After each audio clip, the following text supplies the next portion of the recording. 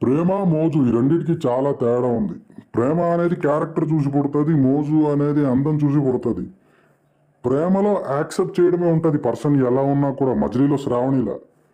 మోజులో మాత్రం ఎప్పుడు ఎక్స్పెక్ట్ చేయడమే ఉంటది పర్సన్ తరపున. ప్రేమలో ఆల్వేస్ మనం అవతల పర్సన్‌కి మనం ఎలా ఉండాలి, వాళ్ళ లైఫ్ సిట్యుయేషన్ ప్రెజెంట్ ఎలా ఉంది, వాళ్ళ సిట్యుయేషన్‌కి బట్టించి మనం ఎలా ఉంటే తనకి యూజ్ అవుతామన్న ఆలోచన ఉంటది. మోజులో మాత్రం ఎప్పుడు నా కోసం వాడు అలా ఉండాలి, వాడు ఇలా ఉండాలి, నా కోసం అది చేయాలి, ఇది చేయాలనే ఆలోచనే ఉంటది. లవ్ అనేది లైఫ్‌లో ఒక్కసారే పుడతది. ఒక పర్సన్ మీదే పుడతది. మోజు అనేది ఎంత మీదైనా పుట్టొచ్చు. ఒకడి మీద మోజు పడి పెళ్లి చేసుకున్న ఆ మోజు సరదా వాడు తీర్చలేకపోతే వేరే వాడి దిక్కు కూడా అట్రాక్ట్ అవుతారు. లవ్ అనేది బాధ్యతని పుట్టిస్తది. మోజు అనేది సరదాలని తీర్చమని అడుగుతది. ఎస్పెషల్లీ ఈ జనరేషన్ వాళ్ళదైతే 100% మోజు.